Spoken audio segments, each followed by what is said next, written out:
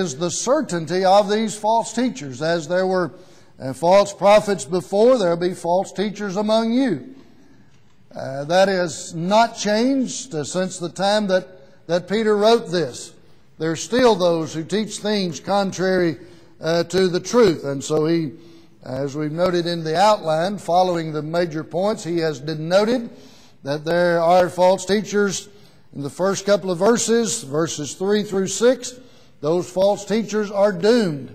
They're not going to get away with the false teaching that they're doing. The unfortunate thing is that not only are they doing it, but he says many shall follow their pernicious ways. There's the sad part. They will do it, and there'll be a lot of people who follow it. And as a result, if we follow false teaching, what we believe is not going to be the truth. Our faith is going to be a false faith, if you please, and it's not going to enable those who are such to be in heaven when this life is over. And so it's tragic that they're false teachers. But it is more than tragic when you realize how many people are going to follow them. To see that in practicality, look at the religious world in which we live. How many false teachers are there out there? How many different false doctrines are there out there? I can recall in my lifetime when you could count easily the number of different religious organizations that existed. And they were, basic in nature. You knew where they stood, you knew what they were called, you knew what they taught, you knew where they stood, you knew where they were varying from the truth. But how many are there now? I mean, every time you drive down the street almost, you see a new building or a renovated building with a different name, new name on it that you've never heard before. Never cease to be amazed at the different names, how they come up to distinguish their religious organization from some other religious organization. Well, why is that necessary? Because they're teaching something different from everybody else, and they want that distinction known. And now there are thousands of different religious organizations that exist. Why? Here's the basis of it right here in 2 Peter chapter 2. False teachers and people following them. That's the basis of it. And so it just, you never cease to be amazed in that regard. But they're not going to get away with it eternally. They'll get away with it for a while. Then in verses 7, 8, and 9, and that's about where we were in our study last week, we noted that there is deliverance for those who are righteous. And it's certainly a point of interest to us, should be a major point of encouragement to us, that God knows what's going on. Now we, sing the song, "There's an all-seeing eye watching you." And we read about, there's nothing hidden from the face of God. Wherever you go, you can go to the highest mountain, you can go to the depths of the deepest sea, you can, whatever. You cannot escape the presence of God. But what application do we usually make of that? The negative side. God knows everything you do wrong. Yes, He does. But there's another side to that, and a very encouraging side. God knows when you're doing right. God knows when you're trying. God knows when you're facing difficulties. See, that's what He's saying to these people. When you go back to 2 Thessalonians chapter 1, you'll hear Paul writing, "Into you are troubled, rest with us, when the Lord Jesus shall be revealed from heaven with His mighty angels, in flaming fire, taking vengeance on them who know not God and obey not the gospel, who shall be punished with everlasting destruction from the presence of the Lord and from the glory of His power." What does Paul say? God knows the difference. He knows those who are persecuting, and He knows those who are persecuted. And He will deliver and reward accordingly when time is no more. That ought to be encouraging to those who are striving to live the Christian life in spite of whatever difficulties we may face. That's what Peter's trying to encourage here. You keep on doing what you're doing, God knows. Yes, you're being persecuted. God knows there are false teachers among you. They're not going to get away with it. So you just stay with the truth. Stay where you are. Don't be overcome by these false teachers. And so he says, beginning in verse 7 and reading through, and we discussed this last week, and delivered just Lot, vexed with the filthy conversation of the wicked, for that righteous man dwelling among them and seeing and hearing, vexed his righteous soul from day to day with their unlawful deeds. The Lord knoweth how to deliver the godly out of temptation, and to reserve the unjust unto the day of judgment to be punished. So not only does he tell us here that God knows the difference, which should encourage us, but he tells us that those who are godly shall be delivered. Those who are ungodly shall be punished. Well, there's the end result of it all. That's the bottom line. That's the end result. That's where we need to focus. Where are we headed? Deliverance or punishment? Those are the only two options.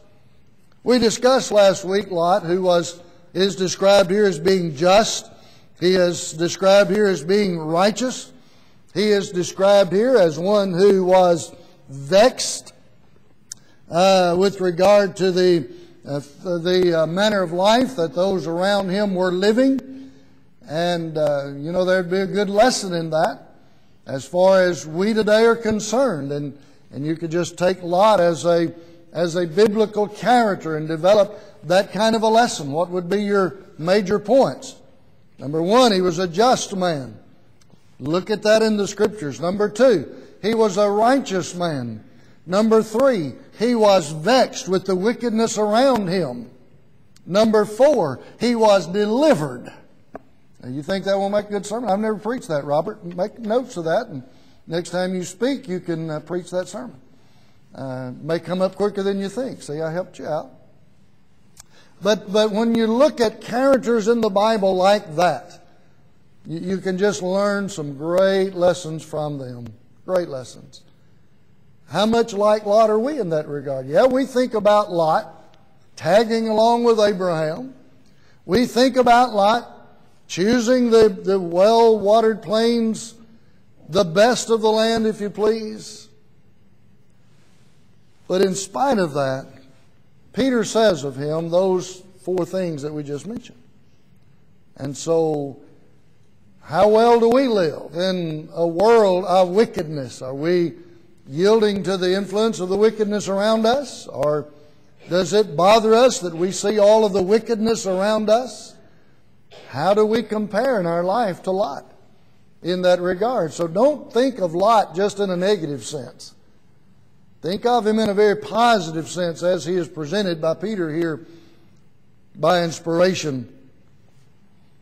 And so he was righteous. But the Lord knows how to deliver the godly out of temptation. How does God do that? How does God deliver the godly out of temptation? Thank you. Paul says that he will not allow us to be tempted above what we're able, but will with the temptation make a way, provide a way of escape. That doesn't mean that God is going to take us and lift us out of the presence of temptation, does it? He's not going to take the temptation and remove it from us, but He provides a way. Well, then, what does that say? There's some action on our part. We have to make the choice. You think about Romans 6, in which Paul said, "Know ye not that to whom ye yield yourselves?"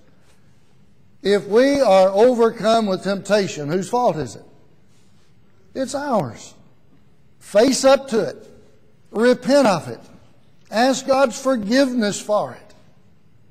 But it's our fault. It's our choice. We choose the direction in life that we go. And we can't blame the wicked society in which we live, although it does have an influence against us. We cannot blame the devil, although he is responsible for those evil influences that that hinder us along the way. We cannot blame God because He's provided everything that we need to escape those temptations. We can only blame self when we yield to the temptations of sin. Face up to that. Accept that responsibility. And when it happens, ask God's forgiveness as a result. But God knows. God knows. And He knows how to deliver. So He provides the way of escape. But He also knows how to keep those. The American Standard, in place of the word reserve here, has the word keep. Now, where are they kept? Well, we have numerous references. I think one of the clearest is Luke chapter 16. With regard to the rich man, he was kept. He was reserved. He is being reserved unto judgment. And we looked at that recently, in which he lifted up his eyes, being where? In torment. He wasn't in a place of non-feeling. Have you ever heard the expression soul sleeping? There are religious people who believe that the body returns to the dust from whence it came and the soul is just asleep somewhere, unaware, unaffected by the surroundings. You don't find that in the Bible. It's just not there. You look at the other side of that coin in Revelation chapter 6, those early Christians who had been put to death for the cause of Christ. Where are they? Soul sleeping? No. They're around the throne of God, pleading with God, how long, O God, holy and true, until our blood be avenged on the earth. They weren't soul sleeping. There's no such concept presented in the Scriptures. And yet that is a major doctrine in the world in which we live religiously. And so they are reserved, the righteous, in a place that's described as Abraham's bosom, a place of peace and rest and so forth. But the wicked are reserved, are kept in punishment itself. And we talked about that a little bit in our study last week. So there is that deliverance that can take place. And we need to understand, we need to appreciate that God can see us through in that regard. He does know. Then you come down to verse 10. And after we have looked at these false teachers that are denoted in the first couple of verses, the fact that they are doomed, they're not going to get away with this, that there is deliverance for the righteous, then we come down to verses 10 through 19, and we find a description of these false teachers. They are, as we noted in the outline, might say they are unmasked. They're now exposed. We can know something about them, and so there are several things that we have listed in this outline that describes them very much. Their character, their claims, we can know what they are, we can know who they are, and by virtue of that we can know how to avoid them if we are interested in avoiding them. So in verses 10 through 16, he tells us something about their character. For example, in verse 10, he says, "But chiefly them that walk after the flesh in the lust of uncleanness and despise government, presumptuous are they, self-willed, they're not afraid to speak evil of dignities." And that begins to enlighten you, doesn't it, about the nature of these people. We referred to them as anarchists in the outline. They are lawless. They are people who do not succumb to any restraints. They just do what they want to do. They have their own way. They have their own opinion. They're going to do what they want to do, regardless of what is involved in that. The only law that they know is their own law. That's the only law they recognize. They're a law unto themselves. They control, they govern what they do. Nobody else does. You know anybody like that? Don't respect the laws of the land. Don't respect the laws of God. They just do what they want to do, regardless of who's affected by it, who's hurt by it, who's benefited by it. Doesn't matter. They're going to do what they want to do. World's filled with folks like that. And that's the way they're described in this regard. He talks about their way of life here is the lust of uncleanness. In other words, they simply reach out for things that would defile them. They look for something. They look for something that's evil to do. You may recall in Proverbs chapter 6, there the writer talks about 6 things, yea, 7, that God hates. And in that list, he speaks of hearts that devise wickedness. And then in the same context, he talks about feet that are swift in running to mischief. Now, what picture does that give you of somebody? They sit around thinking about something evil to do, and then they run out and do it. That's pretty much the way Peter is describing these false teachers. They're not interested in themselves spiritually, obviously. They're not interested in those against whom they're having an adverse effect. They're only interested in fulfilling their own lust. That's all they're interested in. Paul on one occasion talked about false teachers, and he said that their God is what? Their own belly. In other words, whatever they can do to fill up themselves with the things that they want to do, that's what they do. That's the way Peter's describing these people here. We noted in that regard, Jude verse 8, he says, likewise also these filthy dreamers defile the flesh, despise dominion, speak evil of dignities. So they're just sitting around dreaming up something evil to do, and then they run out and do it. And the sad part about this situation that Peter's describing is, these folks are doing it in the name of what? Religion. In the name of the Lord. In the name of religion. Yeah. Are there still people like that? Oh, yeah. You watch some of the televangelists, and if you listen to them, what are they interested in?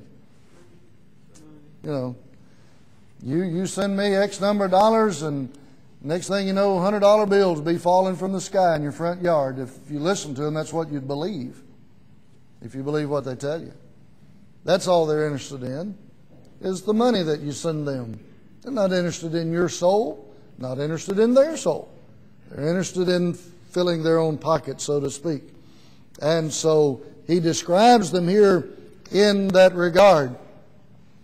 I believe it was Brother Richard, wasn't it Richard last week maybe, raised the question, or the concern at least, with regard to the phrases despise government and speak evil of dignities. How we talk about our governmental officials. I think we need to be very careful in that regard. Obviously, he's not talking here about the evil that those dignities do. Okay? He's not talking about their way of life. And that which is contrary to the will of God needs to be spoken against. You remember in Ephesians chapter 5, is it? Where Paul said, have no fellowship with the unfruitful works of darkness, but rather reprove them. So we need to speak against things that are wrong. We need to be careful about speaking against the individuals who are doing the wrong. We need to be careful about speaking evil of government in general. Who ordained government? God. God did not ordain Democrats. God did not ordain Republicans. God did not organize the Tea Party movement. That's not the idea. God designed that we be organized under a government in society. And we need to respect that. We don't have to respect the evil that the government may do. We don't have to respect the evil that the individuals involved in government partake in. But we need to be very careful about how we attack individuals attack their evil deeds. I remember one time there was an elder of the church had a conversation with me about something not specifically with government, but his point to me was he suggested that I hated somebody. He's specifically talking about himself. He thought I hated him. And he said, the Bible doesn't allow that. And I said, let me tell you something. I said, I do not hate you. I hate what you have done. And he had done wrong. I said, I hate what you've done wrong. But I love you. Love you as a brother. Love you as a person. But I said, that's the problem with us sometimes. We don't know how to differentiate between the individual and what that individual does. Does God hate sin? Does God hate the sinner? Then what do you have? You have a differentiation between the person and the thing done. And that's what we need to learn sometimes. Sometimes I think we get to the point where if somebody does something evil, especially if it's against us, we don't just hate the evil that they've done against us, we get to where we hate them. That's wrong. That's wrong. That's sinful. We don't hate people. Love your enemies. Do good to them that hate you. Pray for them that despitefully use you. That's what we do as Christians. And I think that's the same principle right here involved with these people. They were speaking evil of everybody, not just the deeds, but of the people involved. We have to make a distinction between people and the things that people do. And that's not always easy for us, but just give you something to think about in that regard. We hate things, but we don't hate people. If we do, we've got a serious problem with God. And so I think maybe, and that's kind of, I guess, brief explanation of what Richard and I were talking about last week is that, yes, there are things that are going on in government that I hate and I speak against. I don't hate the individuals who are doing it, but I hate what they're doing. So we have to distinguish in that regard between the deeds and the person or persons doing them. In verse 12, or verse 11, whereas angels, which are greater in power and might, bring not railing accusation against them before the Lord. You see, the basic point that he's mentioning here is that even the angels allow God to deal with these people. They don't even deal with them. They don't make accusation against them. To whom does vengeance belong? God. Vengeance is mine, I will repay, saith the Lord. And so not even the angels bring accusation against them. But these, verse 12, but these as natural brute beasts, made to be taken and destroyed, speak evil of the things that they understand not, and shall utterly perish in their own corruption. I think you could summarize this verse by saying that here are people with whom you simply cannot reason. Know anybody like that? You probably do if you think hard enough. People with whom you just cannot reason. They're set, they're bent on the course that they're on, and they don't listen to reason. You can't reason with them. There's a little expression I've heard through the years with people like that: don't bother me with the facts. They've got their mind made up, they've got their opinion about something. Don't bother me with the facts. There are people like that. I may have told you this, but several years ago we were over in Pocahontas, Arkansas. Remember the church there? We were really close with this couple, and they were at the house one day, and every day he would drive to Jonesboro, which to start his work he drove a big truck, and that's where he worked out of. And so we were talking about Jonesboro, and I said something about, every day you go down to Jonesboro, and I did something like that. He said, Sidney, I go to Jonesboro. I said, no, Floyd, you go to Jonesboro. We were debating the direction of Jonesboro from where we were. I said, wait, just hold on a minute. So I went and I got my map. He said, I don't care what the map says. I know where I go every day. Don't bother me with the facts. There are people like that in the religious world.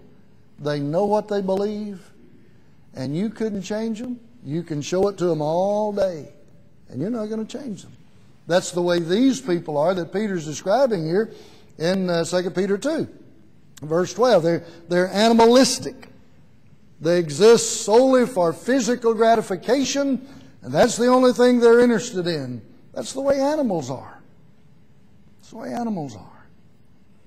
They are out for themselves. Then in verse 13, incidentally, I wanted to just address one thing about in the middle part of verse 12. They speak evil of the things that they understand not. Just think about that expression for a minute. Have you ever had a discussion with somebody about something about which they knew nothing? And eventually in that conversation, you finally get through to them what you're trying to say. Oh, I didn't know that. I didn't know that. Exactly. Then why were you discussing something about which you knew nothing? And that's our problem a lot of times in our dealing with one another as brothers and sisters in Christ. We talk about things about which we know nothing. We don't have all the facts. We don't know all of the details. So we need to be careful about our conversation, especially when we're speaking negatively. We shouldn't be speaking negatively against people about their deeds, yes, but just be careful that you've got all the facts.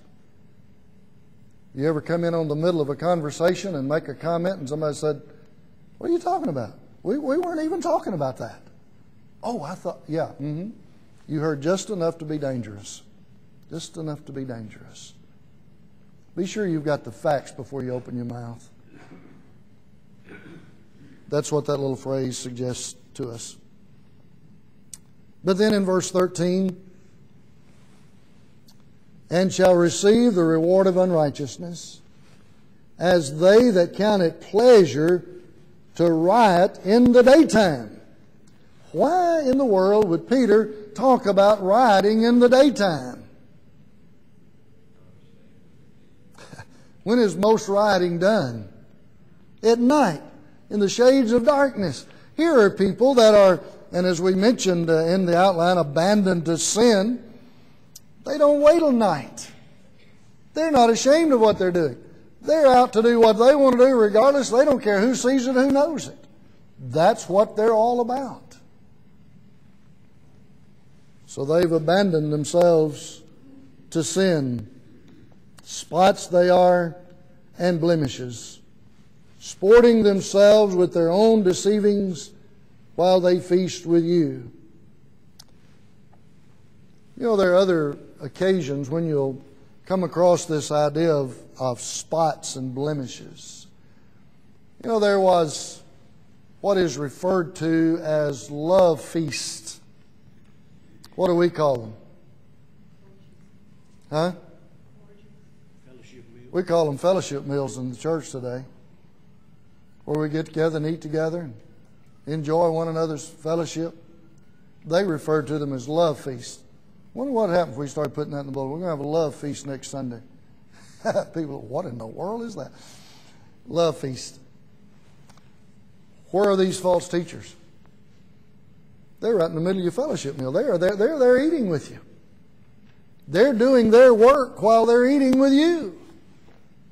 They're winning your friendship. They're winning your confidence, so you'll follow them at some point. See, that's the way false teachers work. They don't, stand up in front of an assembly like this and say, okay, folks, I want you to know here and now, I'm a false teacher. I'm going to lead you astray. We're all going to hell together, so let's go. No, that's not the way they work.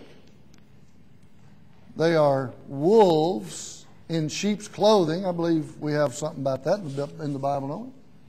Wolves in sheep's clothing. They'll sit down on the bench beside you. They'll be in the middle of your fellowship meals, doing their underground work while they're there, trying to deceive, and he mentions that along in some of the language that he uses here, the idea of their deceivings, and you notice that right here, with their own deceivings while they feast with you. They're sitting beside you, eating with you, making you think they are just like you, and all the time, what are they doing? They're deceiving you. They're deceiving you. It's the kind of people they are. Why? Why would they do that? They're interested in themselves. That's all they're interested in. So we need to be careful in that regard. Spots and blemishes, we noted that. As we noted in the outline, of course, the exact opposite of Christ. Paul, in writing the Ephesian letter, chapter 5, talks about the church, that it might present it to himself a glorious church, not having what? Spot or wrinkle or any such thing. God's not going to allow spots. We're to be pure and clean and whole. Even the sacrifices of the Old Testament were to be what? Without spot, without blemish. You read the book of Malachi, what was happening? They were offering to the Lord that which was lame and blind and so forth. Spotted, blemished sacrifices. God said, offer it to your governor, see if he'll take it. No, they knew better than that. But they expected God to accept it. And so in this regard, that's the kind of people we're dealing with here.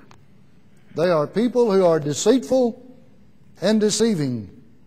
So they've abandoned themselves to sin. Verse 14, he says they're adulterous in nature, having eyes full of adultery, and that cannot cease from sin, beguiling unstable souls, a heart they have exercised with covetous practices, cursed children, eyes full of adultery.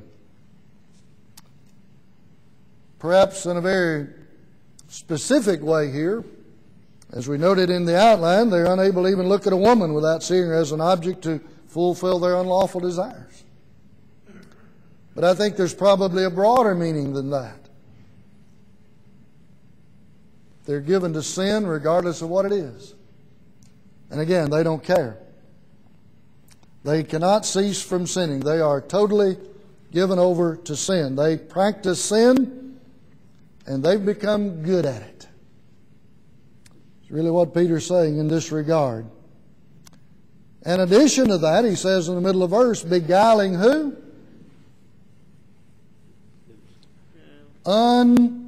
Unstable souls. What does that suggest to you? Who are they beguiling? Not necessarily babes, although they would somewhat fit in that category. You think about those people in Hebrews chapter 5, for when for the time you ought to be teachers, you have need that one teach you again, which be the first principles of the oracles of God. Come such as have need of milk and not of strong meat. Those who use the meat of the word, or those who by reason of use have exercised themselves, they're not unstable anymore. They're well grounded. They're settled. We've got a lot of folks in the church who are unstable, spiritually speaking. They do not have the Word of God dwelling in them sufficiently to withstand the temptations of life. And so when one of these characters comes along, what's going to happen? It's going to lead them away. Lead them away. Whose fault is that? It's their own. It's their own. They should have been growing and developing and maturing to the point that they would be more settled and stable. Incidentally, just as a side note, has nothing to do with the lesson. Can you think of a character in the Bible who was said to be as unstable as water?